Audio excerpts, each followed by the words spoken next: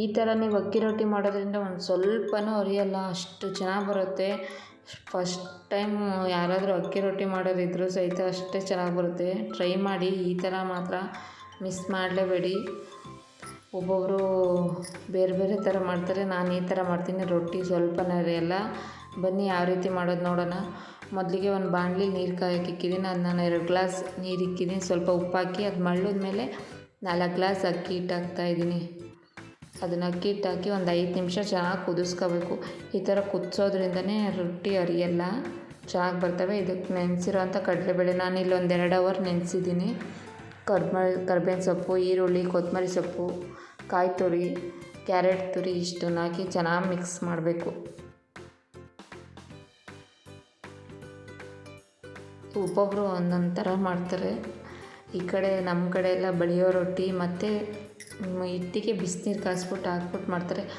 ಆ ಥರ ಮಾಡೋಕ್ಕೋದ್ರೆ ಅರಿತಾ ರೊಟ್ಟಿ ಹಾಕಾಕ್ಬೇಕಾರೆ ಅಲ್ಲಲ್ಲೇ ಕಿತ್ತೋಗುತ್ತೆ. ಹಾಗಾಗಿ ನಾನು ಆ ಥರ ಮಾಡಲ್ಲ.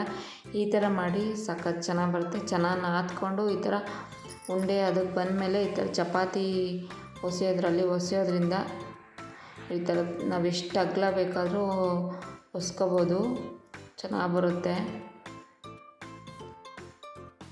ಈ ವಿಧಾನದಲ್ಲಿ ಟ್ರೈ ಮಾಡಿ, ಮಿಸ್ ಮಾಡಬೇಡಿ.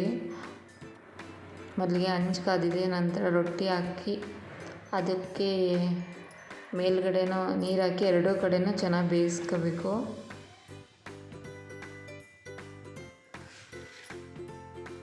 ಇದು ಆ ಕಡೆ ಡೀಪ್ ಫ್ರೈ ಮಾಡೋಕ್ಕೆ ಇಕ್ಕಿದ್ದೀನಿ ಎಣ್ಣೆನ.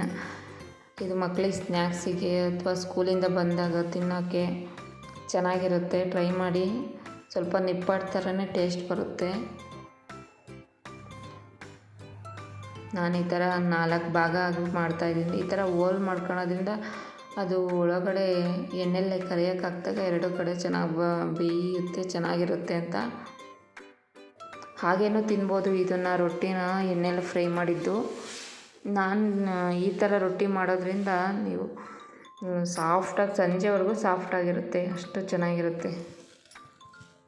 ಈ ಥರ ನೀರು ಹಚ್ಕೊಂಡು 2 ಕಡೆನೂ ಬೇಯಿಸ್ಕೋಬೇಕು. ಇದು ನೋಡಿ ಡೀಪ್ ಫ್ರೈ ಮಾಡಿ ತೆಗ್ದಿದ್ದೀನಿ. ಅದೇ ಮತ್ತೆ ಇನ್ನೊಂದು ಡೀಪ್ ಫ್ರೈ ಮಾಡ್ಕೊತಾ ಇದ್ದೀನಿ. ಚೆನ್ನಾಗಿರುತ್ತವೆ. ಇದು ಡೀಪ್ ಫ್ರೈ ಮಾಡಿದ್ದು ಒಂದು ಕವರಿಗೆ ಕಟ್ಟಿಕ್ಕೋದ್ರೆ ಒಂದು 2 ದಿನ ಆದರೂ ಹಾಗೆ ಕ್ರಿಸ್ಪಿಯಾಗೇ ಇರ್ತವೆ. ಇವತ್ತು ನಾನು ಚಟ್ನಿ ಜೊತೆ ಮಾಡಿದ್ದೀನಿ, ಸಖತ್ ಚೆನ್ನಾಗಿರುತ್ತೆ. ಚಟ್ನಿನೂ ಬೇಡ, ಹಾಗೆ ತಿನ್ಬೋದು, ಚೆನ್ನಾಗಿರುತ್ತೆ. ಒಂದ್ಸಲ ಮಿಸ್ ಮಾಡದೆ ಟ್ರೈ ಮಾಡಿ.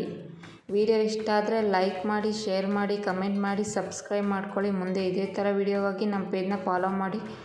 ವಿಡಿಯೋ ನೋಡಿದ್ದಕ್ಕಾಗಿ ಥ್ಯಾಂಕ್ ಯು ಸೋ ಮಚ್.